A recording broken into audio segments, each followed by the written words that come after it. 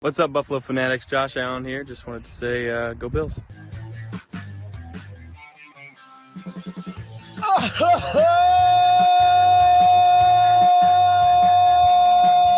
Oh, baby! Woo! What is up, Buffalo Fanatics? Z-Bot here with you. Victory Monday night. Live on the Buffalo Fanatics YouTube channel. It can only mean one thing. It is the smoke break. Welcome in to the Buffalo Fanatics YouTube channel. Thank you so much for joining me on an oh-so-sweet Monday night. And I think you know why. Your boy is fired up tonight. The Buffalo Bills improved to 5-1, secure their spot as the number one team in the AFC, getting that sweet, delicious taste of revenge for now over those demonic Kansas City Chiefs. 24-20, your final from Arrowhead, in a game that at first it seemed like it may not live up to the hype, but we got there eventually, and the payoff was everything we wanted and then some. Monday night, Buffalo Fanatics YouTube channel, Z-Bot Smoke Break. And it's so good to have you in. How about that game yesterday? How about it? Just an absolute culmination of everything that these Bills have been working towards. And yesterday you saw down to the final play, really. Everything not only these players have been putting out on the field, but what they've been doing up in the meeting rooms, getting this team to where they want to be able to pull off a game like they did yesterday. It all was on full display in Kansas City yesterday and wound up leading to the victory. 24-20, Buffalo Bills are victorious, and they stand alone currently at the top of the AFC. Now, I'm sure you saw earlier today that Nick Wright, the big Kansas City Chiefs fan, he's also a huge Buffalo Bills fan, if you didn't know. Nick Wright, he's mourning. And I understand, as a lot of Chiefs fans are today, and we would be too if we were in that position. God knows I was mourning heavily after a loss to the Dolphins, and that seems like a distant memory right now. I mean, the fact that we've seen the Bills do what they've done since playing that Miami game, we've seen what Miami has done since winning that game. It is a distant memory, but I understand, you get in your feels. And today, Nick Wright, he goes live on FS1, and he has to address the game, of course. And he says he never talks with anything prepared, really. He never talks into a teleprompter. He never prepares anything. And neither do I. When I come on here, it's from the heart. It's from the soul. It's from the passion of Bills Mafia inside of me to the Bills Mafia on the other side of the screen watching me. But tonight, I, like Nick Wright, prepared a statement, because Nick Wright prepared a statement this afternoon in regard to the Chiefs' loss to the Bills. So I, myself, prepared a statement for the first time ever here on the Smoke Break. I'm going to go ahead and read it to you. I got my notebook here, and I just want to get my glasses on and make sure I read everything right here. Here we are. Let's see. All right, I wrote this down earlier, and this is my thoughts. I poured my heart out into this. Here we go. How about them Bills, baby? I love it, man. I just love everything that comes with yesterday's victory. Everything. There's so much to talk about tonight. I'm jazzed up as ever. I am just absolutely through the moon. I can't even lie to you guys. The emotions yesterday that I went through, and it's very similar to what we went through in the divisional game a season ago. I keep wanting to say a year ago, but it's crazy to think that was still in this year, 2022, where you go back and have that heartbreak that seemed to never fade. Of course, it got less over time, but it's always going to be there. That 13-second moment is always going to be with you. If you are a true, to the core, diehard Buffalo Bills fan, that 13 seconds is going to stick with you regardless of what the Bills do in the future, because you know that in that given year, that 13 seconds separated the Bills from winning the Super Bowl. I am a full-fledged, firm believer of that.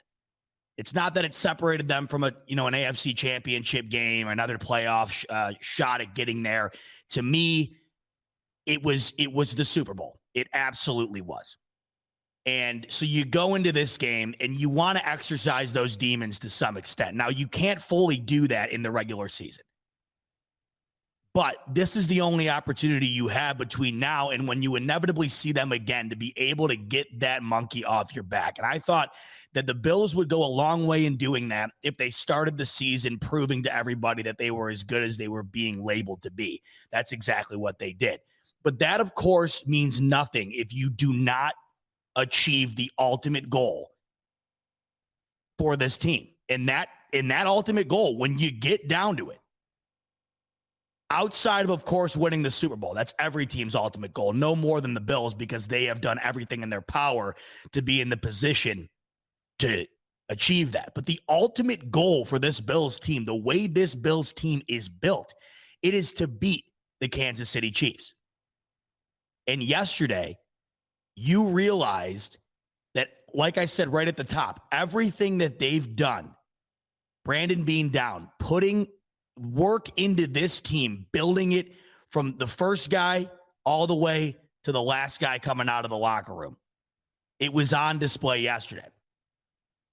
And I think where I want to start today is the biggest emphasis of that thought process in which the Bills are built or building to beat the Chiefs.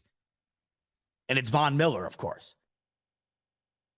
This team we had felt for the last several seasons was a defensive D-line pressure, a quarterback edge rusher away from being the team that can get over the hump, that can beat Kansas City, and that could in turn mean getting to the Super Bowl. And I think when you look at this game yesterday, and I want to kind of take this into, a couple of different parts. We'll get to Von Miller in a sec, because to me, that's kind of where it all spearheads. But the reason I think that he is the biggest difference, and the reason I think that when you look at how this team was constructed in the offseason to be able to capitalize on the situation they're currently in, the Chiefs and the Bills are they're so far separated from the rest of the league. You watch football as much as I do, every other game, even, especially in a situation like yesterday when the Bills are on at 4:25, you have the whole 1 o'clock slate to watch beforehand. You watch the rest of this league. And then the Bills and the Chiefs take the same field. And it's almost like watching a completely different sport. And I have 100% got to tip my cap, as I always do, to this Kansas City Chiefs team.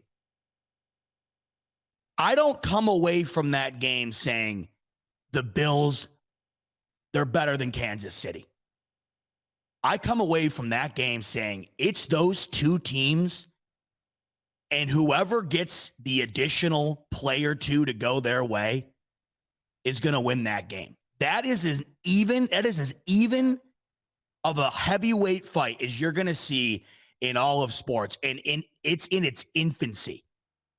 It comes mainly down to Josh Allen and Patrick Mahomes, of course.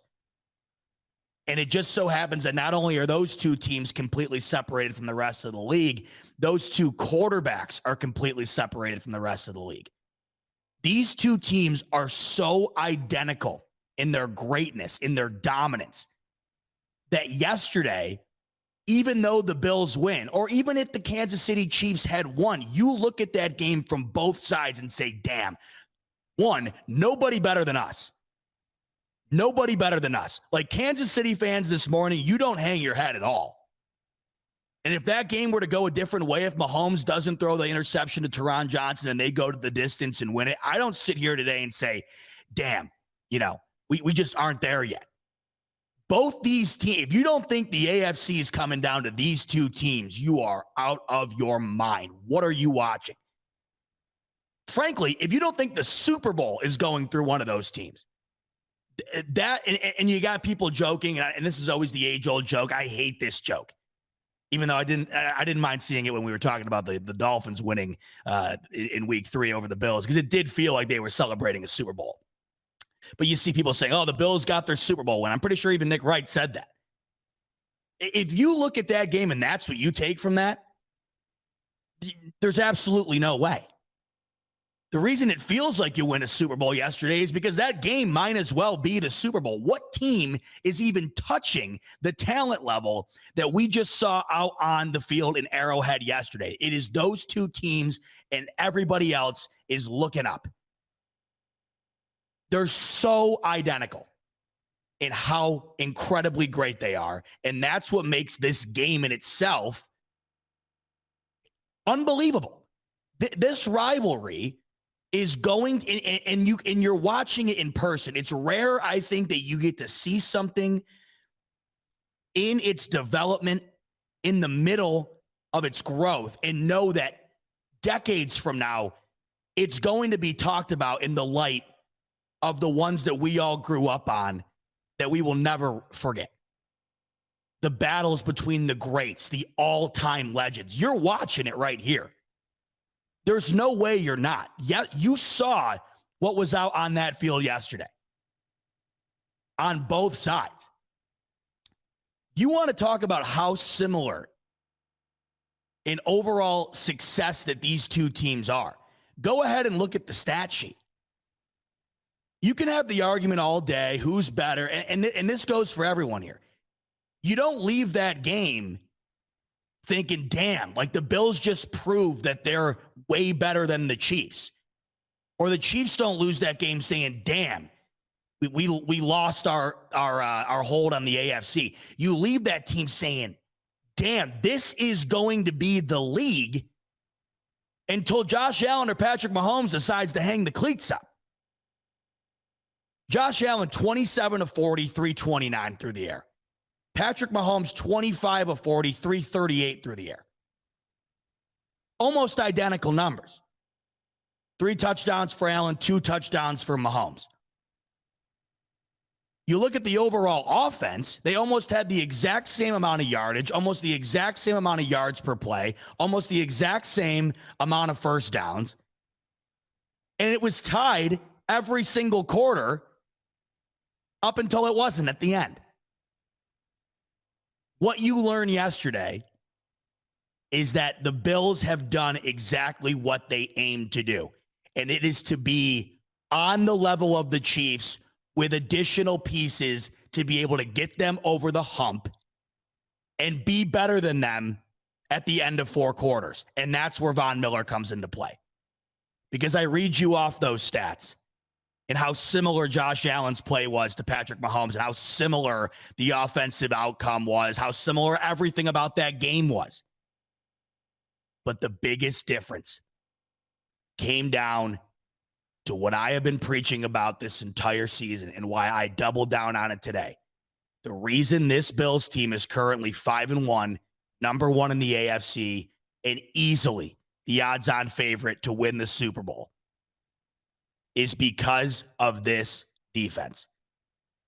And yesterday, the guy that Brandon Beane and this management went out and got and said, screw it, chips in the table, we're spending the money, we don't care, we need that additional puzzle piece to complete the picture. Von Miller, we're bringing him in for this situation right here. And hopefully you repeat it again when it really counts. But yesterday, Josh Allen's only sacked 1 time. Mahomes is sacked 3 times. Von Miller has 2 of those sacks. And on the final offensive play of the game for the Kansas City Chiefs, who's coming off the edge, completely disrupting the play, completely getting in the face of Patrick Mahomes, completely blocking his ability to see Taron Johnson coming out of the other side? It's Von Miller. Von Miller gets 2 of the 3 sacks and ultimately winds up forcing the game-changing play. The catalyst, so to speak, of this offseason that was supposed to round this team into being the best in the league has not only shown you all year that he is exactly that, but he showed you in the exact moment that he was brought onto this team to be that. And that, out of everything yesterday, you could have a list from your head to your toe of the things you take away from yesterday that just has you glowing as a Bills fan. But the one thing you got to feel the best about, I think, is the one thing that we didn't know was going to pan out until we got into this year. But we did know if it did, look out, this team is finally going to be that team that they've been this close to being the last couple of seasons. Von Miller. To me, he's the representative of what this team has been building towards to get to this point. We've talked about it time and time again. He is the final piece to the puzzle. And yesterday, he just so happened to be that final piece to put together the picture that painted a W. Him included, but ultimately this defense as a whole. You are looking at right now the reason why this Bills team, I can't fathom anything differently right now. This team, it has to be Super Bowl. It has to be. You saw it. You're seeing greatness on both sides. I saw a stat earlier. There's this account on Twitter. I think he's called Stat Cowboy or something. A great follow. He calculates the different betting markets based on how each team is favored from week to week. The Bills, based on these metrics, if they were to play any team in the NFL on a neutral field, it doesn't matter who the team is. If they were to play any team at any time on a neutral field, they would be favored by just under 10 points on average against every single team in the league. No other team in the league would be favored by more than a touchdown. Every other team, all 31 other teams, based on that average, would be favored by less than 7 points. And it's because you're seeing something that is very rare in this league. The best offense and the best defense wearing the exact same uniform. And yesterday, I know that there was plenty of things that you could take away from that game that were just like, oh my God, and we'll get into it, of course. The Isaiah McKenzie, the flip, I don't even know what to call it. I mean, good God, it gave me a stroke almost. I don't even want to think about it, especially knowing just how, if that game would have went differently, those are the things I'm talking about right now. I'd probably be on my 20th minute talking about that. And you know how much I love Isaiah McKenzie in general, but good God, yesterday, it was egregious how bad it was. There's plenty of things yesterday that you can take away from that game and say, ugh, right? Well, when it comes down to the full 60 minutes, the better unit on either side did that just that much more to get it done. But the defense, to me, is what ultimately matters the most, because on this team, we already know that if you got Josh Allen on the offensive side, you're going to have a chance to win no matter what when it comes to scoring points and the offense putting this team in a position to get the job done at the end of the day. But these other teams around the league don't have that, in addition to a defense that can also be the complete difference maker in a game. And yesterday, it's just, you got a variety of different guys doing it. That's the glorious thing here. So we already spoke on Von Miller. And to me, I think that, and you've seen it time and time again, it was the final piece to just bring all of this together. I mean, is it any coincidence that nearly the entire defense up until this point this year individually are having career years? I'm not saying it's all because of Von Miller, but you don't think that was just a absolute massive forest fire type spark to this defense? It has to be. It's no secret that the whole defensive line is having by far the best year the Bills defensive line has had in God knows how long, and it trickles all the way back. And you got a variety of different guys making play after play. You got Kaiir Elam, a rookie. And this is what I mean when I say what the Bills and Brandon Beane have been working towards, building towards. You got the guy that Brandon Beane takes in the first round, 3 months ago, picking off Patrick Mahomes in the end zone. That never happens. And think about that game from a different light. If that play doesn't go that way, it's at least a field goal, and the whole game's different. Unbelievable play by a rookie in the biggest game of the year. And then Taron Johnson. And I saw going into the Kansas City game, and if you watched Rico's show last night when I hopped down and ripped back a shotgun, I mentioned this briefly. I saw some back and forth between Chiefs beat reporters and guys like me who do podcasts and then, Chiefs fans and stuff. And they were talking about how it was advantage Chiefs because the Bills secondary's banged up and they don't have anybody that the Chiefs need to worry about. The disrespect towards some of these guys on the Bills defense that are not household names that nobody outside of Buffalo knows, it's unbelievable. Matt Milano yesterday, once again, what did he have? 3 of the greatest open field tackles you've seen again? I mean, the dude's a sure, full-fledged all-pro this year. And if he's not, then whoever's in charge of that hasn't watched a down of Bills football. You got Kyer Elam making that play as a rookie. And then you look at Taron Johnson, who nobody outside of Buffalo knows. Nobody going into that game as a KC fan is worried about Taron Johnson altering the game. But that guy right there has made 3 of the biggest plays now in franchise history, at least 2. I throw in the one against the Pittsburgh Steelers on, Sunday or Monday Night Football, where he picks off Big Ben to seal the game. Massive. But not nearly as big as these previous 2. Quite literally made arguably a top 3 play in franchise history, picking off Lamar Jackson for the pick 6 a few years back in the divisional round. When you go down the line of Bills history and play the highlight reel, that is towards the top of the video every single time, no matter what happens. The rest of the existence of the Bills, that play. And then yesterday, in the biggest moment, when we've seen this movie before, right?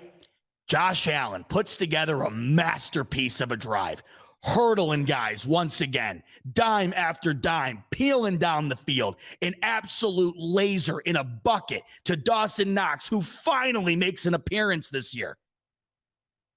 But there's still time on the clock. If you're like me and you know the Bills, and God knows you know the Chiefs against the Bills and everybody else in the league, you celebrated that touchdown about as fearful as you could, and then about a millisecond later, you paused, you sat down, and you said, God damn it, there's a minute left on the clock. And that's what I keep harping on when I'm talking about the greatness of this defense and why they are ultimately the biggest difference maker between these 2 units and between the rest of the league. A minute left, Patrick Mahomes, a lot of people are putting their money on him. Who could blame him? And 2 snaps in, you got Von Miller, the newest addition,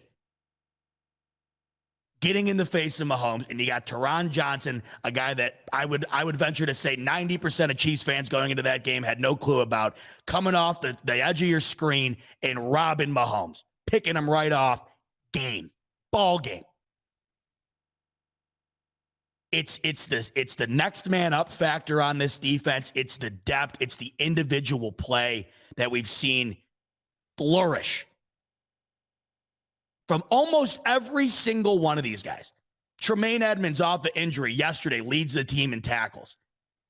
Taron Johnson. I mean, I don't have to say it again. I mean, nobody's thinking about him until he wins the game for you.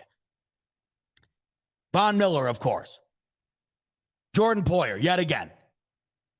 And you look at it up and down the personnel and what it wound up resulting in.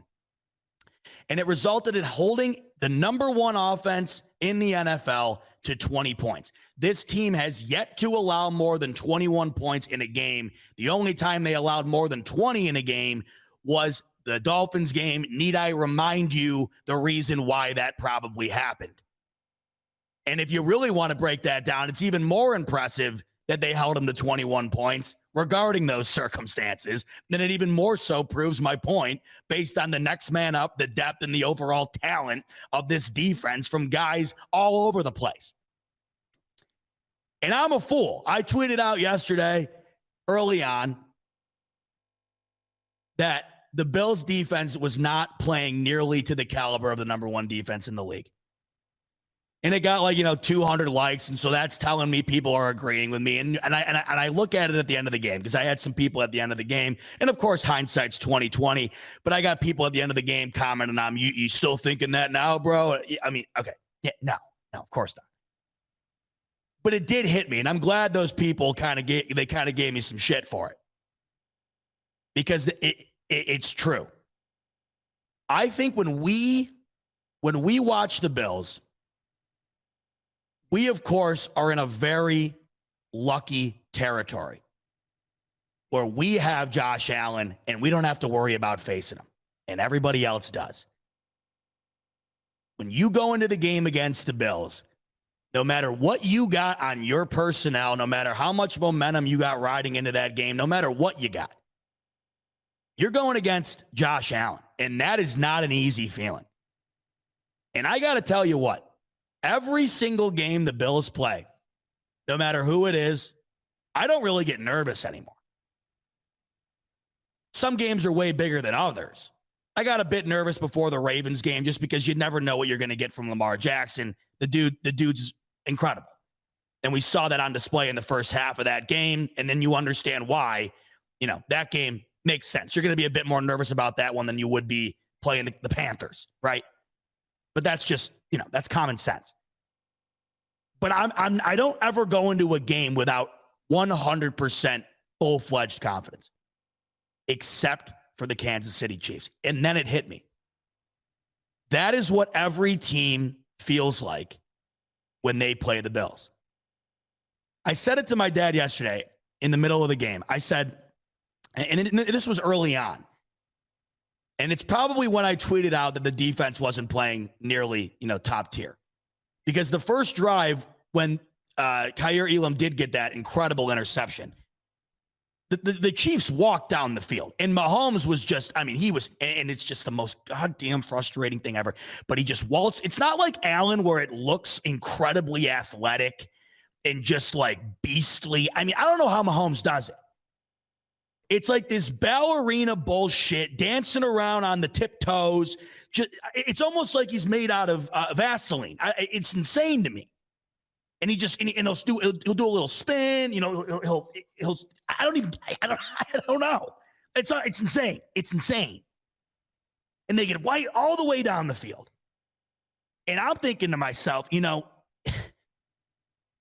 this defense is great, but it was built for this game. And right now, and I know, and this is the problem when it comes to having an internet connection, a social media account, and two eyes watching a football game with unbridled passion that blinds you from anything else. The first thing you say is, they're not good.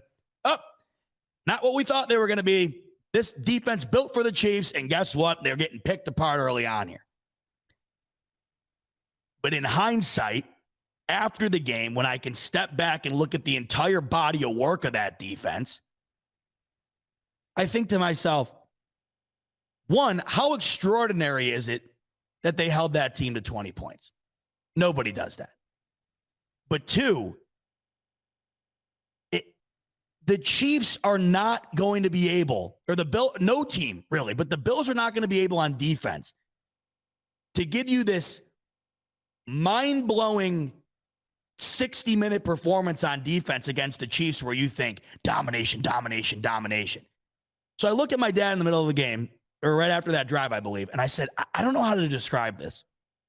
And I said, do you feel this? Do you feel this too? I said, it's literally indescribable. There's this like black mass that I feel when we play these guys, when we play the Chiefs. It's like this, it's this force field, this cloud, this energy. I cannot describe it, but I feel so uneasy. I feel that every play is going to screw us. I feel like Mahomes is going to find a way to get the ball in the end zone every time he takes the snap. It's this force field. I cannot describe it. And he said he felt the same way. And I look at what I had said about the defense at that time, and I look back at it afterwards, and I thought about the way things went and also who the Chiefs are. And that's when it hit me. the Bills give that feeling that I'm describing to every other team in the league. And the only team that gives us that feeling is the Chiefs. And I'd imagine the only team that gives the Chiefs that feeling is us.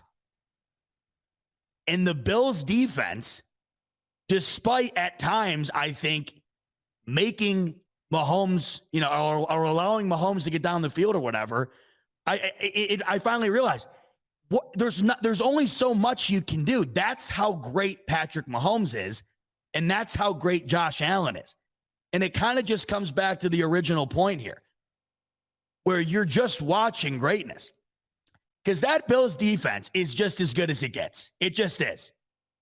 And once again, it was yesterday. But even so, Patrick Mahomes makes, a handful of plays yesterday where you're just like, oh my God. Like, no way. Just no goddamn way, man. No. And I want to blame the defense. But you look back at it and you can't. You just can't. It's just because that's how good he is.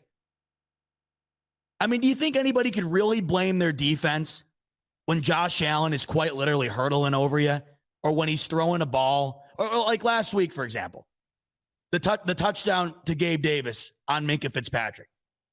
How could Mike Tomlin take Minkah Fitzpatrick to the sideline and scold him for that? You couldn't have played better defense. You literally couldn't have played it better. There's nothing else you could have done. Nothing. Literally nothing. He was wearing Gabe Davis like a glove, and Josh Allen put it in the only possible spot where Gabe Davis could have caught it. And Gabe Davis, who is now once again yesterday proved that he and Stephon Diggs are one of, if not the best wide receiver duo in the league, which is exactly what we were hoping it was going to turn out to be this year. You just throw your hands up and you just say, fuck. You literally just say, fuck. What are you going to do? What are you supposed to do? So I'm glad that there were people who hopped in my mentions after that, because I had forgot I even tweeted that. I completely forgot about it. But I'm glad people reminded me, because it was something that I completely misspoke out of irrationality and out of just pure. And I commented this on the tweet. I said, this is what the rage and frustration that Patrick Mahomes causes me makes me think. And it's not even just him too. I mean, we also forget Andy Reid. He's going to go down as one of the greatest offensive minds ever. I mean, the dude can, all game yesterday it was tremendously coached by the Chiefs and Andy Reid. The game, if you play that game 5 more minutes, I mean, who knows how it turns out? Both sides, they could have kept going all day. It's the same thing with the divisional game. You just have greatness everywhere, all the way up from the owner down on both sides of the field yesterday. But that defense, and I just wanted to make sure that I address this. I just so pissed at myself for allowing, even for a second, to think that they were not showing up to that game early on, because ultimately they were the complete difference. And it was just another dose of reality and kind of like smack in the face of, hey, remember who you're playing. The number 1 offense in the league and arguably the best quarterback in the league. And I don't really care to argue that anymore, really. I mean, Bills fans and Chiefs fans can have a day with it. I just don't care anymore. It's those two. I mean, fight all you want about it. No one's ever going to take the crown. I mean, yeah, of course the Chiefs have the argument for the MVP and the Super Bowl. I get that. But when we're talking about, present day on a field going at it, man, I mean, that's world class, both sides. But the ultimate difference in this game was the defense, and they wound up making 1 or 2 plays more than the Chiefs did, and that was the game. And I got to give a lot of credit to the Chiefs defense in this one as well. The Chiefs defense came in statistically not even close to what the Bills are. I think they were the 24th ranked passing defense. They played a hell of a game. I really thought the Bills were going to have a much easier time lighting the scoreboard up. And points did not come easy. Points did not come easy. Everything had to be earned. a lot of credit to the Chiefs D yesterday. But what you notice here is these two teams are so similar and these two teams are so great that every single time they play, it is going to come down to one or two plays that is going to absolutely break the opposing team fan base's heart when they lose. Every single one of these games from here on out, maybe an outlier here and there, but from here on out, it's going to be a heartbreaker every single time. The Bills just happen to be on the winning side of this one. We were by far on the other side of it in the divisional game with a heartbreak that'll last a lifetime. But yesterday, it's a heartbreaker for the Chiefs because, you know, they really just, they balled out. They did everything they could have done to win that game. But the Bills just made one or two more plays. And that's why when you want to have the argument as, you know, who's the better team in the league, who's the best team, who's the better team in the AFC, you know, I don't even care to say AFC because it's the NFL, whatever. It's these two teams. And it's the same argument with Josh Allen and Patrick Mahomes. You can argue till you're blue in the face, but you look at the numbers, you look at the game through the eye test. I mean, it's those two. It's 1A, 1B. And it's just going to come down to what team can make an additional play or two. And where I will give the Bills the edge in my argument as to why they are the better team, it is because they do have those one or two guys on defense that the Chiefs don't, that can change the game. That to me is the ultimate difference. The Bills went into that game with the better D. They went into that game with the better personnel on D. And when the clock struck zero, it was that defense that made the two or so plays that wound up winning the game for the Bills. Unbelievable game. Absolutely extraordinary. And I guarantee you we see round two at some point. You hope it's the AFC Championship because anything before that would just be an absolute shame to not only Bills and Chiefs fans, but the NFL. And that's the other thing, too. I mean, it's not just us fans and Chiefs fans in here and, of course, Bills fans. I mean, you know it, but, I mean, we just have, you know, our team is what the league wants. It wants to watch. I mean, everybody who has even a remote interest in football was tuning into that one yesterday. And it's not just because of the names or, you know, the revenge game, the rematch. It's because if you like football, you can't dislike what that was because that is as good a football as you're ever going to see. And that's the way it's going to be every time these two face off. Bobby Glean coming in with the super chat. Appreciate you, Bobby. And appreciate all 300 plus joining in right now. Smash the like when you do get a chance because, hey, you know, if you like the win yesterday and, you know, you want to just celebrate with me, that's the way to celebrate. Smash the like button on a Victory Monday. Zeba, I think Snead's ankles are still on the field after that shake and bake by the Winter Soldier. I'm trying to remember which one is that? Am I having a mind melt right now? Are you talking about the hurdle? Are we talking about the hurdle? Either way, we got to talk about that hurdle, right? I was listening to Colin Cow. Yeah, okay, thank you. The hurdle. Yeah, I don't know why I don't know. I'm just a little over it. I'm a little over it right now. I mean, yesterday, honest to God, I knew the game just threw me in. It was a roller coaster for sure. Rode it into today too. But let's talk about that hurdle. Let's talk about Josh Allen. I was listening to Colin Cowherd the other day, and he has Greg Cosell on every week. Love Greg Cosell because he is like the film guru. Greg Cosell, nobody knows, you know, the X's and O's of football better than this guy. He's been with NFL Films for like 40 years, and he breaks down every single snap of every game. It's extraordinary stuff. So, of course, you know, this was the game of the week, and it's what everybody was talking about, and everybody's got their story and their take and their angle. And but I love this part of Greg Cosell's feature on Cowherd this week because you know, Cowherd flat out asked him. He said, you know, Greg, take away your 40 years experience watching film, and you know, take away just, anything you really know about the game from an analytical standpoint. So, no bias in mind, anything like that.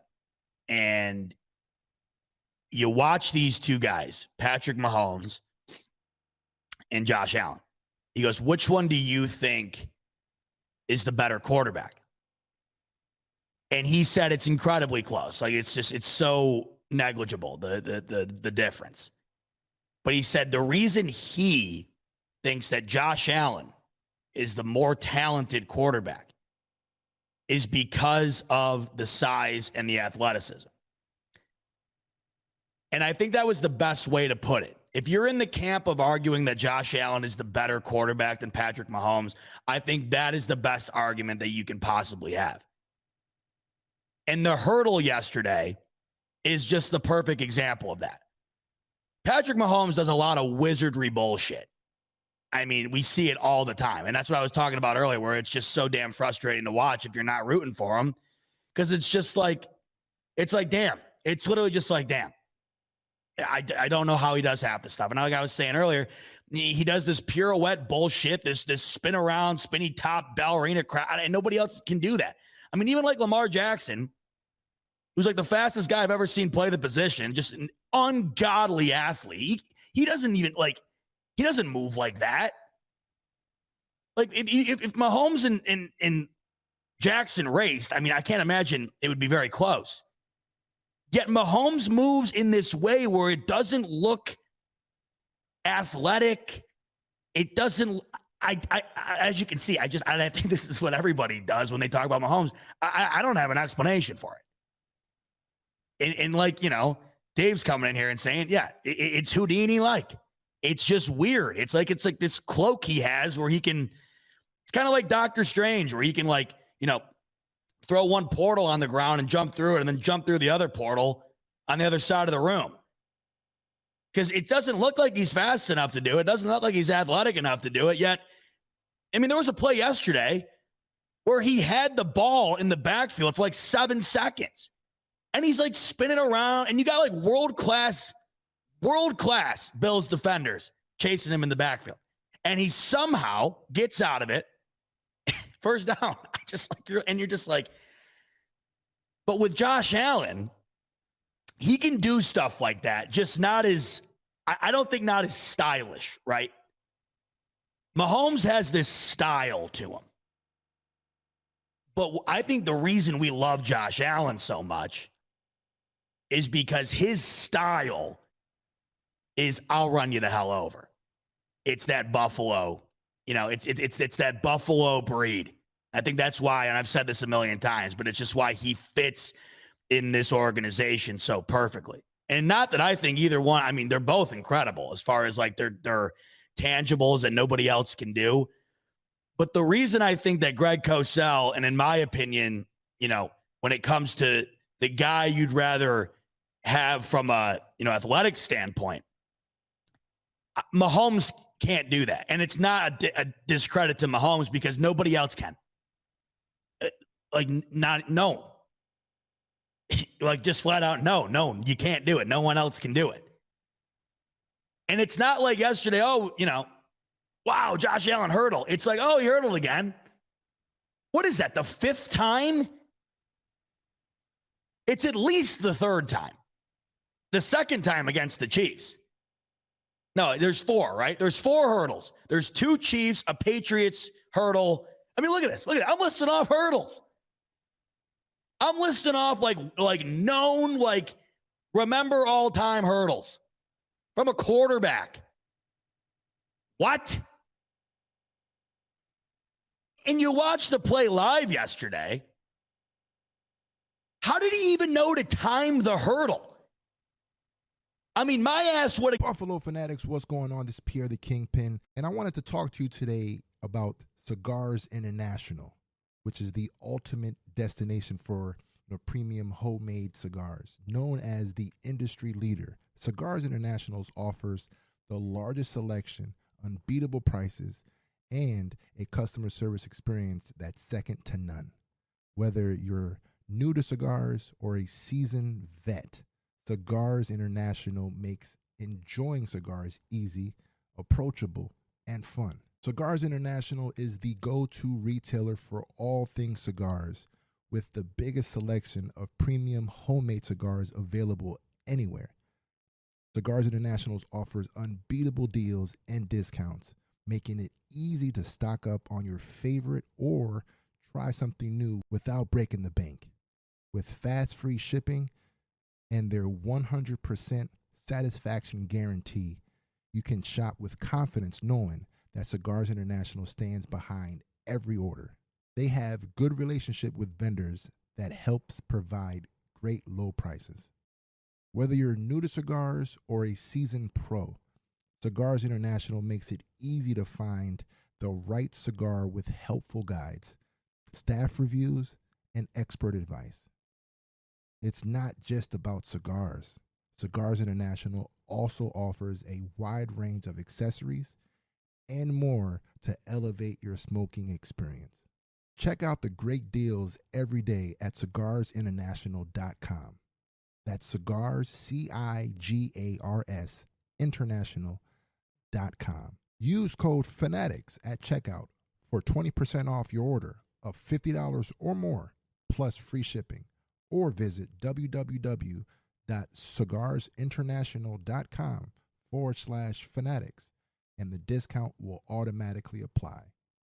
Again, use code FANATICS at checkout for 20% off your order of $50 or more, plus free shipping. Or visit www.cigarsinternational.com/fanatics and the discount will automatically apply. Gotten blasted back to the 1800s on that run. And he times it to where it's literally perfect. And how your mind, and that's the thing I think that gets forgotten when it comes to a play like that, because it just looks like this athletic specimen, and I mean, and it is, but how about the mind that goes into that? The wit, the IQ, the overall ability of timing to be able to pull off a play like that, and it all has to come together perfectly to execute it. I don't think. Well, I don't know. I don't know. There's just nothing else like it, and I've never seen anything like it. I never will again.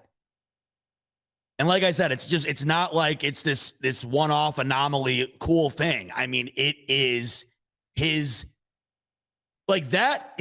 This is the best way to put it, I guess. You know, Mahomes' little, and this is the best way to compare these two guys. I think this is the perfect way to do this. You know, Mahomes' little bullshit shovel pass that works every single time. Like, everyone knows it's coming. If the Chiefs are on the 3 or so yard line, and this is just, it's the credit to Andy Reid and it's the credit to Mahomes, and it's, oh God, my least favorite player. I think he's getting up there. He's getting up there with Brady, Kelsey. Those three are just an absolute problem.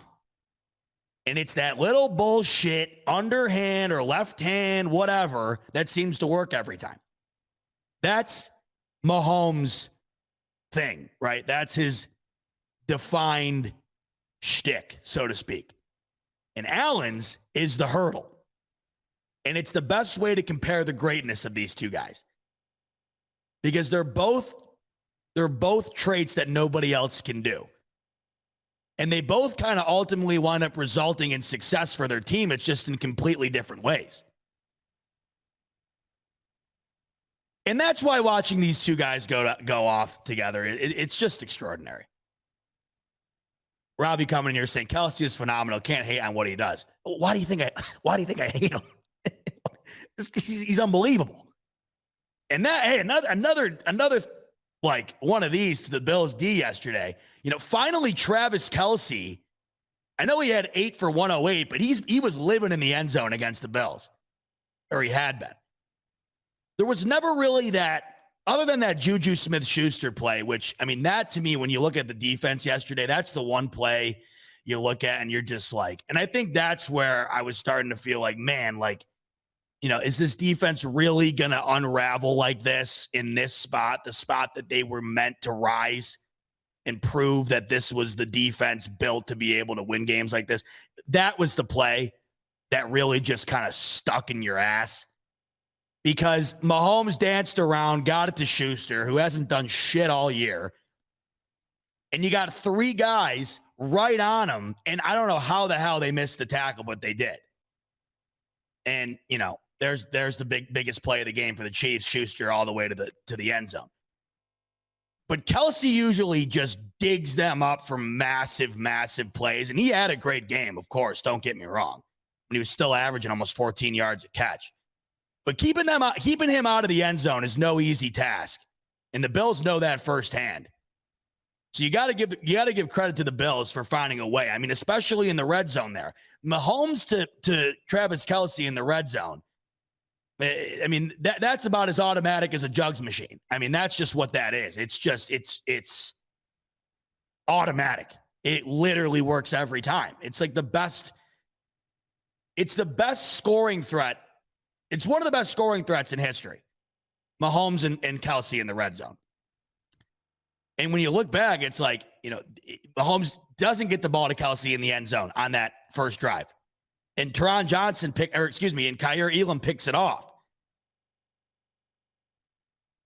How about the other thing here, too? I know I'm just kind of going like, you know, a little bit here, a little bit there, but that's kind of what this game was yesterday, because it's just, there's just so much to take in when you watch these two, and you're on edge the whole time. You're on edge the whole time. Where you're just like, you think every single snap's do or die. The thing of it is, though, when you kind of rewind back to the day, it's the truth. Every snap really is.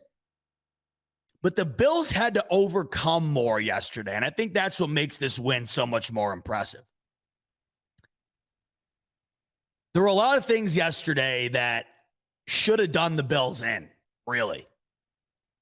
And you know the age-old cliche, you know, great teams just find a way. Great teams find a way to win. And we've seen that every game this year. Even in the Dolphins' loss, they found a way to win that game. They just didn't execute it. But they found a way. They found ways to overcome the depleted team they had that day. But they just did not capitalize. Yesterday, there were a handful of things that really should have done them in. But they found a way, and they capitalized. Before I get into the take here, got to touch on my man, Johnny DeMarchi's super chat. Always showing love. Johnny D, appreciate you as always, my friend. Johnny's saying, Bills have played by far the toughest NFL schedule. Oh, yeah. I mean, you heard me rant about this probably the last couple of weeks. That's why where they're at today, it's just that it's remarkable going into this bye 5-1. I mean, I told you last week where I'd be. And you see it today. I mean, I think I've actually been kind of tame compared to what I tried to be, at least. I took a nap before this. I had to. I've been so jazzed up all day, and last night I kind of was just like overstimulated. I think I just passed out. Anyway, Johnny. Bills have played by far the toughest NFL schedule. 5-1 with road wins over Stafford, Mahomes, Lamar, plus annihilations of Pittsburgh and Miami, and a 497 to 212 yard edge in the L versus Miami. 4 of 6 on the road. Buff KC, Philly, then the rest. Yeah. And, you know, to me, it's Buff KC, and there's a gap. There's a gap. And then there's Philly. Philly's great. I just don't think they're that. I don't think they're that. I mean, Philly looked great yesterday, right? You go up 20-0 or 20-3 or whatever it was, and you let Cooper Rush get right back into it. I'm not knocking Philly. I mean, they're clearly the third best team in the league, or you want to argue wherever they are. I mean, I even had them 1 in the power rankings, but in my power rankings going into this week. But, you know, you can't watch yesterday. You can't watch the Bills and the Chiefs yesterday and tell me that there's a better team, despite Philly's record. Philly's a great team, but I just don't think anybody else is that. I just don't know what that is. It's just better. It's just so good. That black cloud, that darkness, that force field I was talking about with the Chiefs, Philly hasn't earned that. Yeah, they're great, but they haven't earned that fear factor that the Bills and the Chiefs drive into every single opponent the second they see them on their schedule. Now, if Philly was on our schedule, you look at it and you go, damn, that's going to be a tough game. I don't think you got that feeling in your gut like you do when you see the Chiefs on there. And I don't think you got that feeling in your gut like you would if you were an opposing team seeing the Bills on there. You see what I'm saying? I think that's got to be earned. But they're doing a good job of getting there, I will say. Philly looking damn good. And it's the same thing with the quarterbacks, too. I mean, it's Josh Allen, Patrick Mahomes. And I was listening to Pro Football Talk during the week here, and they made a great point. Who the hell is the third best quarterback? Mahomes and Allen are so damn good. It's just like, who even cares who the third best quarterback is? Florio and Sims are kind of having a debate. I think they settled on Hurts, and that's who I would go with based on this season. I think Hurts has been terrific because he's got all the things you need now to win. He's got a great arm, pretty damn accurate, can score multiple different ways, but he's also just incredible with his legs. And that's what you need. And that's what wins nowadays. I mean, it's just you're seeing it. You're having a really tough time succeeding these days when all you have is a pocket presence. It's just not going to work. It'll work some weeks. It's not going to get you a ring. It's just not. But the overall point is, it's who cares who the third best quarterback is, because it's a debate. But the thing with the Mahomes and Allen is it isn't a debate. Now you could debate amongst those two who's better, but it's still those two. And that's why I keep saying, who cares who you think's better or worse or what your argument is? I don't care. Because if you got one of those two guys, you're fine. Miss me with the, which one's better. I don't care. The gap between those two and everybody else is extraordinarily high. I believe I missed Silas's super chat as well. Let me cover that before I'd get into the Bills' adversity I think they had to face yesterday, because you go back and look at that game, and there were moments. And listen, the pessimistic Bills fan still lives in all of us. Sorry, you know it, and I know it. It still lives in us all. And there were moments yesterday where I felt it. But this is what I mean when I say great. This is how you know the Bills they're just different, man. They're just different. Silas, I can't find your super chat, but I see it up top, so I can't put it on the screen, but I can read it. So I apologize for that. But let me share with the world what my man Silas, wrong button, what my man Silas Whittle has to say. He said, this team has no holes. It took a game that last year they would have lost. Thank you. That's a very good point. A very good point. Because it's exactly the same feeling I had. And that's what I meant when I was talking earlier about, the addition of Von Miller. I just think that really showed you yesterday how much of a difference that is. Because I think if you don't have Von Miller in that game yesterday, you might lose. Really. That's how crucial, 2 sacks and a disrupted throw for a pick is. It's the game, really. It might not, you might not think about it like that because it's not an offensive explosive touchdown or whatever. But really, it like when I said earlier, you're on your edge of your seat during this game because you think every play is do or die. Like it actually is in these games. You play Pittsburgh, every play isn't do or die. It just isn't. Case Keenum played for a full quarter in that game. Every play isn't do or die. Every snap for the full 60 minutes. For Bills and Chiefs, it's do or die. Every single snap. Silas goes on to say, I know it's week 6, but KC did everything they needed to win, but couldn't. They were home, kept it close, and couldn't finish. Yep, and that to me, it summarizes exactly what I've been saying all show here. Because you could say the same thing about the Bills last year in the divisional. The Bills did everything that they needed to do to win. Josh Allen could not have played better, but they didn't get it done in the final 13 seconds. So let's talk about, we got one more from Silas. Silas doubling down. He's saying Josh is the best QB in the NFL. 3 straight head-to-head games with Mahomes, and Josh has outplayed him in every single game. Buffalo is a wagon. I got to tell you, I don't know if I disagree with that. I don't know if I think I think you're right. But I think the argument's still there. It is still there. There's an argument to be had. But I will say that is a really good argument on the side of Josh Allen. I think the last 3 times these guys have played, Allen, however marginal it might be, was, I think, the better player. And I think to Silas's point, I think the reason why I do share that mindset as well, if Allen was the quarterback yesterday, if you look at the stat sheet here, and Mahomes and Allen's numbers are just, they're so dead similar. But if you look at the stat sheet here, of course, the biggest glaring difference is the interception column. Josh Allen, 3 touchdowns, 0 interceptions. Mahomes, 2 touchdowns, 2 interceptions. And you can't help but think, if Josh Allen were to have the opposite stat line and he were the one with the 2 interceptions, he's probably getting absolutely torched today, right? Now, Josh Allen, he can't beat Patrick Mahomes. He's not as good. And that's why it's such a tough, it's a lose-lose, really. But that's why, once again, I don't give a shit. I just don't care. I watched the game. I know they're both great. Had Allen have been the guy throwing those 2 interceptions, it would have blown, but I still know who Josh Allen is. But that's the difference, I think. Mahomes has earned this, and not to say Josh Allen hasn't earned respect. He is quite literally one of the most respected quarterbacks in the league. But the difference is everybody wants to jump on him as fast as they can. The media doesn't really do that with Mahomes.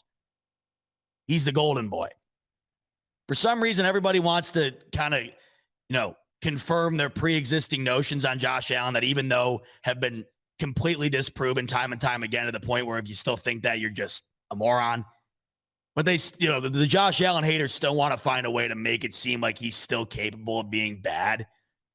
So if Josh Allen were to have that opposite stat line today, he'd be getting absolutely grilled today. Grilled. You know it and I know it. If Allen had those 2 INTs, it's all you would have heard today. Can't beat Mahomes. Can't deliver in the big moment to get the W. You can hear it now, right? Man, that game from Josh Allen. Look at that. The eye test alone, obviously, it proves it to you. But you look at those numbers, man. And that's what it comes down to against the Chiefs. You have to play damn near a perfect game. And when you look at Allen, there were some moments and lapses in judgment for sure. Let's pitch the ball to Isaiah McKenzie for no reason. What is this? Wild card game against the Houston Texans? I almost put my fist through a wall during that play. Holy crap. But hey, if you're going to make those mistakes, right your wrongs. And guess what? He did. So I don't care. Right? These guys are going to make mistakes. It didn't cost him, and he never made a mistake the rest of the game.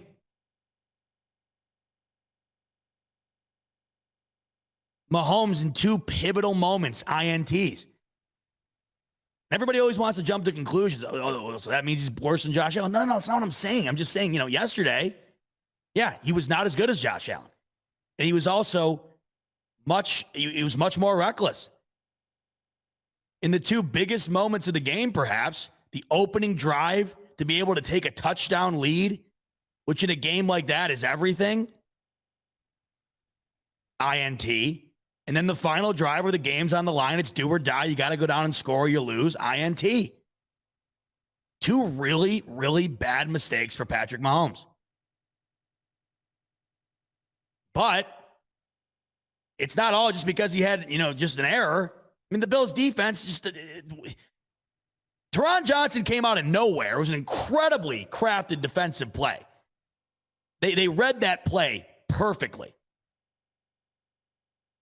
And then Kaiir Elam, it was a really bad throw from Mahomes. He should have thrown it out of bounds. But the wherewithal as a rookie to jump that ball Because the way you looked at it was kind of, I tweeted this out because it's exactly the first thing I thought of. It reminded me of Josh Allen's touchdown pass to Dawson Knox in the wild card against the Patriots last season. He's curling to the right. He's got nothing. It's either he throws it away or takes a sack, so he lobs it up, just trying to get rid of it. And somehow, by the grace of God, there's Dawson Knox touchdown. It was the exact same play, except it was picked off. And as a rookie, Kaiir Elam, to read that, to not just assume it's going out of bounds, to make the read and pick that ball off. So it's not just, hey, Mahomes not playing well or whatever. You're playing against the best. And this is back to my point earlier about, the Bills defense not looking like the number one in the league. Well, it's because you're playing the number one offense. I should probably have reminded myself of that. And with Mahomes, it's not that he's not the top 2 quarterback in the league. It's just you're playing the number one defense. So there's a lot that goes into that. So let's talk about the adversity, because I think there was plenty of times yesterday where this game just it could have unraveled, and they somehow found a way. There were There was at least 3 errors from Isaiah McKenzie yesterday. My man, it was just bad. Just a really bad day for Isaiah McKenzie. For starters, I don't know what that play was on the opening drive. That was bad from top to bottom. It was just awful. One, the play call was terrible. Why are you getting cute in that situation? You'd been tic-tac-toeing the ball all the way down the field the whole drive. Why are you running a play like that?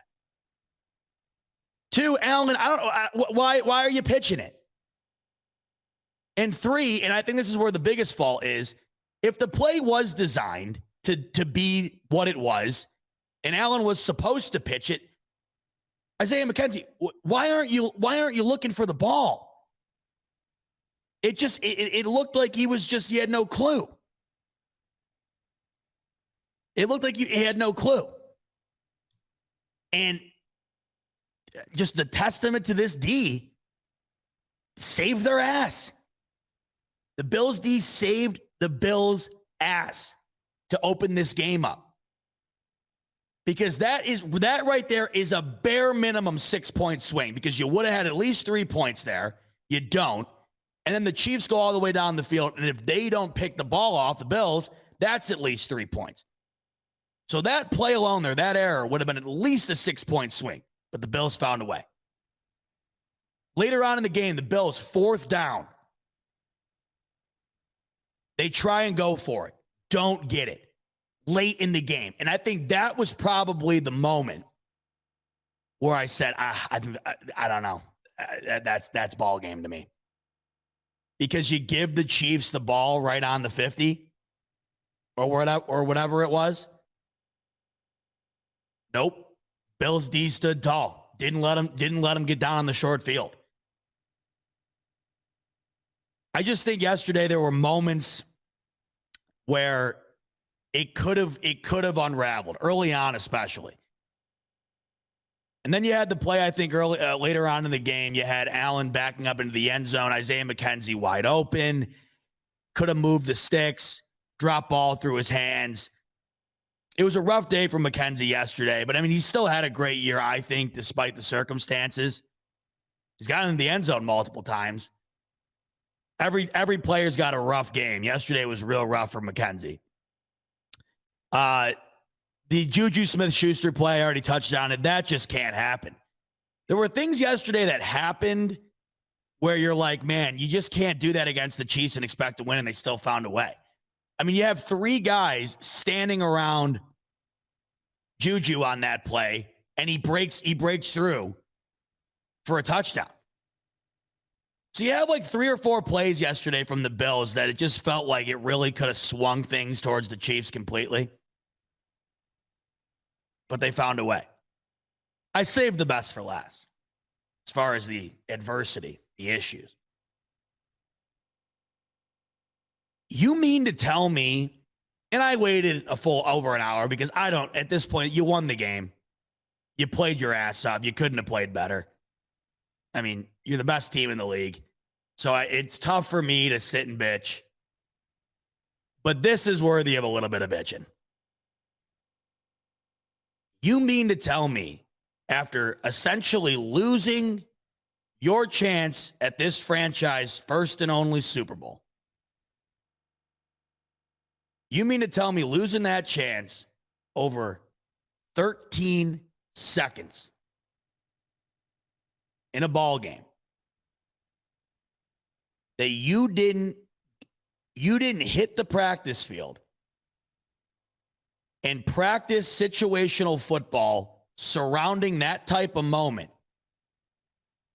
until your legs fell off?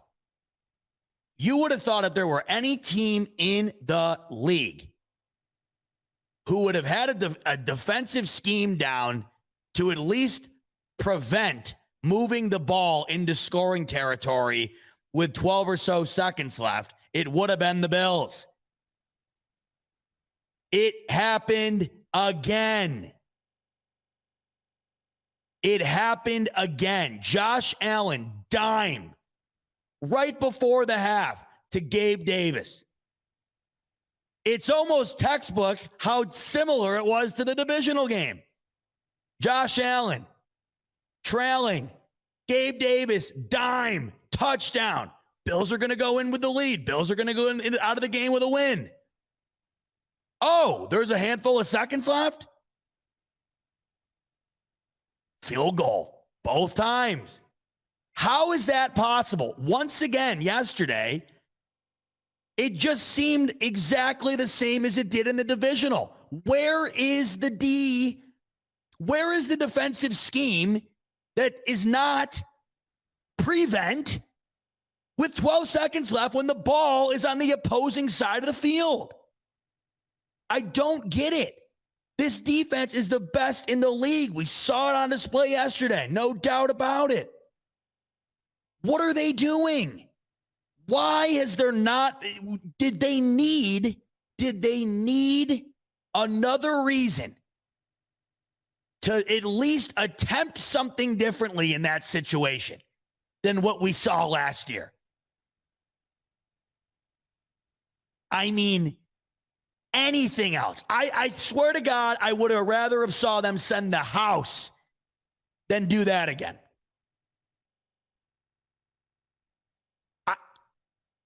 And it didn't bite them, so here we are. I'm not bitching about it. But could you imagine, right? Just imagine the Bills lose this game 23-20, and the game was decided by 3 points, and that wound up being the difference. You imagine sitting here today talking about that?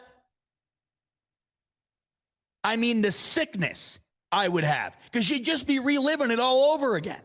Again, something that you thought was just an unbelievable impossibility. But hey, shit happens. Sucks it was on our end, and it felt preventable.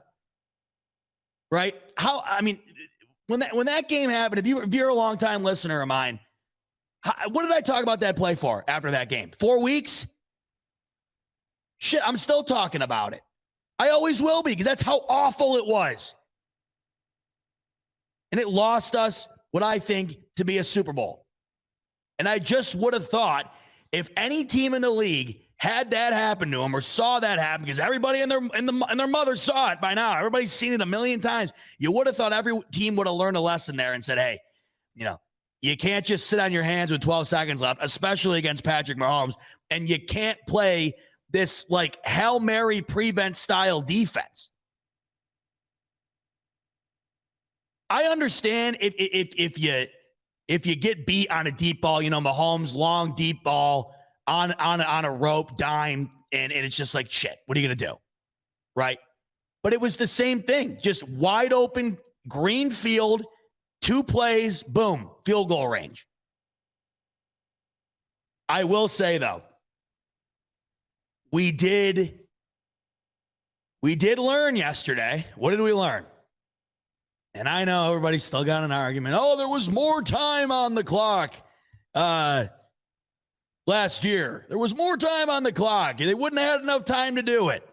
I'm not buying it. The squib never would have mattered. You saw it yesterday. You're either going to just, it's like politics or whatever else. You have a side and you refuse to look at anybody else's, right? So if you're stuck on the squib matter, you're always going to. If you're still stuck on it today, you're always going to be. Right? That's just the way it is. The argument I was getting yesterday, a horrible take. There was more time on the clock this year. Last year there was less time. They would have squibbed it. The Chiefs wouldn't have enough time. No, it wouldn't have mattered. And I got to tell you, there's a silver lining in that. So why don't you just take it? Why don't you just take it? The squib fans out there, the squib, the crowd that says the squib would have won the Bills the game last year in the divisional. Why don't you just take the silver lining here? Why don't you just take it? Because I got to tell you, it makes me feel a little bit better. Because I was a firm believer that the squib didn't matter. But of course, there was a little part of me that said, I guess you never know. I mean, they didn't do it. So had they had done it, could it have been differently? I'll never know. I was a firm, I said it yesterday. I was the chairman of the squib kick did not matter club. And yesterday you saw why. But of course, there was still that little inch in the back of my brain that was like, oh, well, maybe it would have made a difference. I don't know. Hell, I would have loved to have seen anything else. But you saw it yesterday. So what I say to those who are still the big squib kick fans, take the silver lining, because it feels a little bit better knowing that there really wasn't anything they were going to be able to do. But I'll tell you one thing they could have done, and it was the one thing they didn't do yesterday again. Can we learn from yesterday, please? Because if that happens again and it costs them, I mean, I don't know what I'm going to do. I mean, I want you to really picture this. Picture the Bills getting into that position again, like they were last year, and losing in that fashion again or something similar to it. I mean, think about what you're going to do. I'll tell you what, there won't be, I mean, everybody within a mile radius of my home will be woken up from me just tearing down every wall in my home, destroying every adamant object that's surrounding me. I mean, I will lose it. I will go into it. I will literally spiral out of control. They'll have to put me in a straitjacket if we lose a game like that again, right? And we're not talking, and there's a reason I'm just chatting a little bit about this, right, as we close out here, because it didn't cost us. But we know what it's like when it does. We know what it's like when it does. And if you lose on it, if you lose in that situation, like I said, and Mahomes just drops an absolute ball right into a pool hole, right into a bucket, just a dime, whoever's out there, Elam, Tre'Davious White, whoever, they're covering it perfectly, and it's just an absolute dime. And you're just like, fuck. All right, shit. They made a hell of a play. Then you can live with it. You can live with it. But when you send out that same defense, and you know me, I mean, if you've been listening to me long enough, I've told you this. You know this is my thing. I'm not the analytical X and O's playbook guy. I'm not the guy who's going to sit here and say, hey, you need to run this scheme with this. You need to send this guy over here, and you need to add this guy to the flat. And I don't care about that really. It all matters. My brain doesn't think like that. I am an English guy. I'm that's my type of thing. That type of stuff is like math and sciencey stuff in my brain. I know it's not really like math and science. Or maybe, I don't know, maybe my brain, the moral of the story, my brain doesn't work like that. I find no joy in me pretending to play coach on the whiteboard or my iPad here. I don't find any joy in that. But I think with that said, if I and the majority of everybody else can watch that play and see, hey, it kind of looks like you're not covering anybody here. You might want to move the D up a bit, because they don't need to go the full length. They just got to get 40 yards. If it's that blatant and it's that glaring, I think that, everybody else can see it too. I just hope next time there's a different approach. If they lose on it, so be it. But I just can't believe that happened again. And you sit there and you're just like, and Romo said it too, you know. Romo, I love Romo. How about Romo called the score of the game too? In like the first quarter, he called it. Jim, this is gonna be like a 24-20 game. I don't know, dude. That dude's amazing. It's crazy because I've always hated the Cowboys, so I always kind of just me and my dad always just disliked Romo because he was a Cowboy quarterback. I mean, that's just the way it goes. I love Tony Romo, love him. And where was I going with this? So yeah, he predicted the game. He predicted the score. And then before the half, he's like, well, speaking of 13 seconds, Jim. And I'm like, because I didn't even really put 2 and 2 together. And I'm like, yo, no way. Right? No way. And then you sit there and Harrison Butker's making his way out on the field. And you just know he's making it. You know it.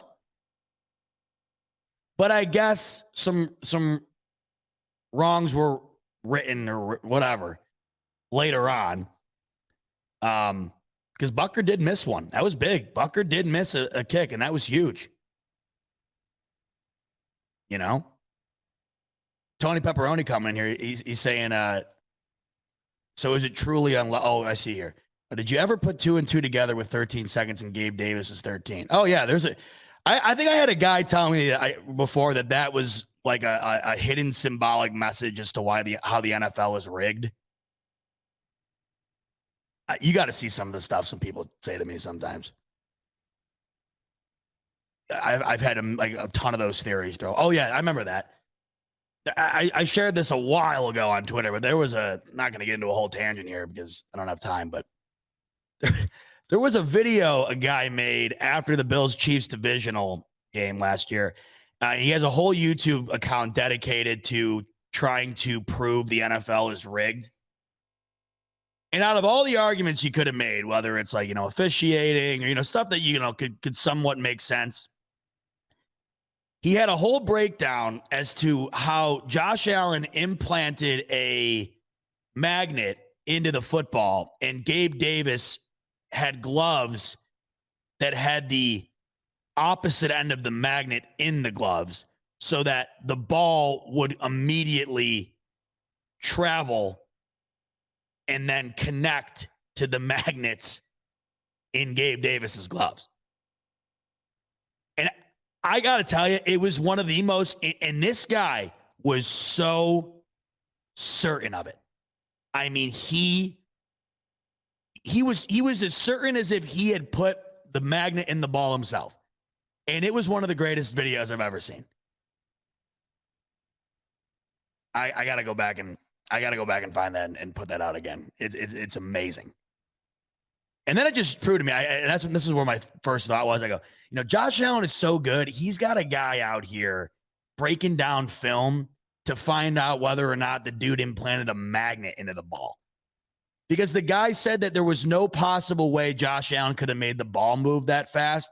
So the only way the ball could move that fast was that the magnet on the other side, which just so happened to be in Gabe Davis's gloves, was able to, pull with such a force the ball. Unbelievable. Unbelievable.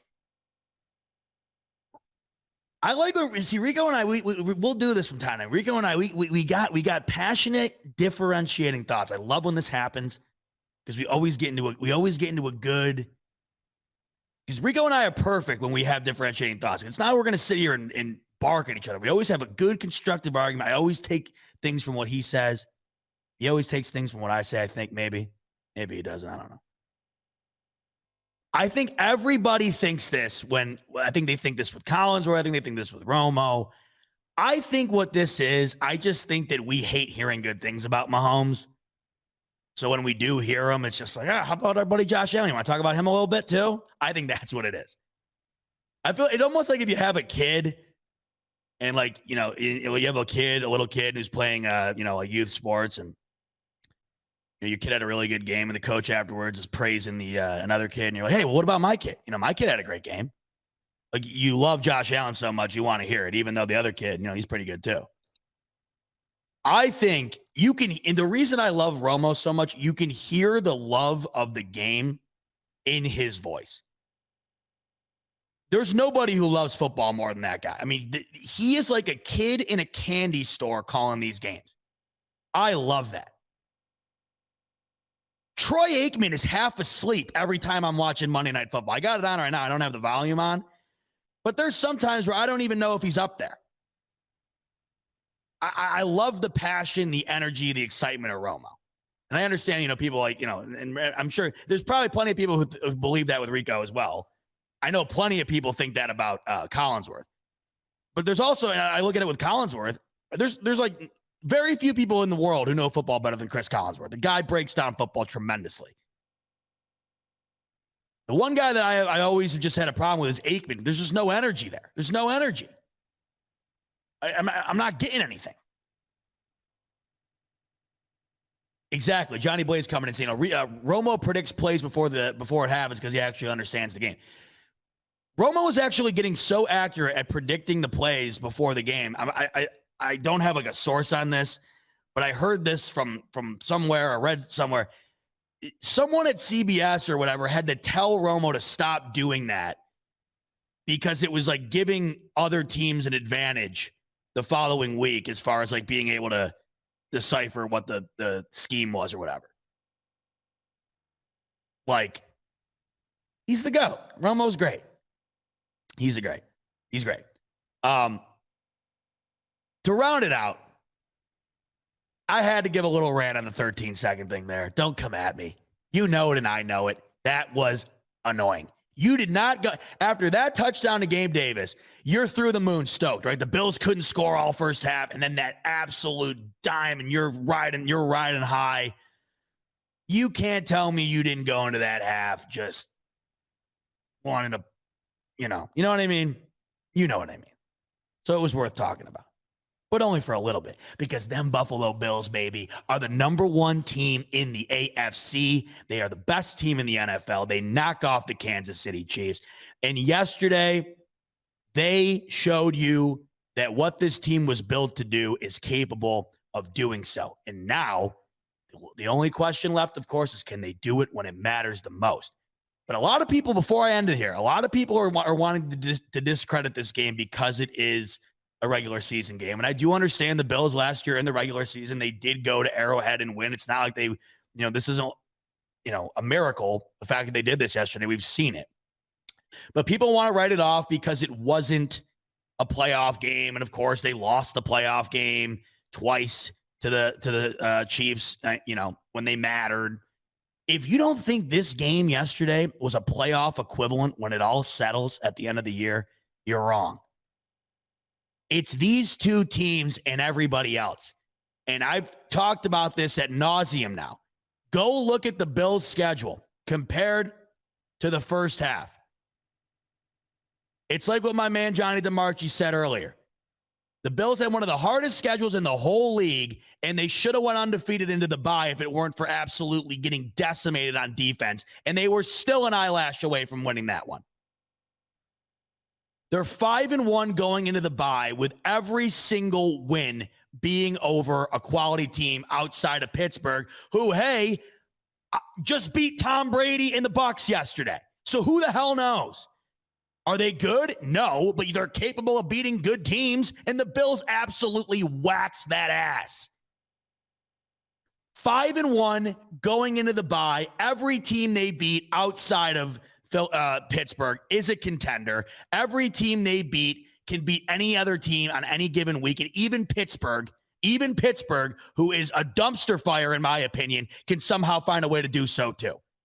There is no discrediting that game yesterday whatsoever. Not that many are, but of course the argument is, well, you didn't do it when it mattered most. Well, it's going to matter a lot come the end of the year, I promise you. And that game could very well be the difference between playing the AFC Championship and the rematch of this game in Orchard Park or Arrowhead.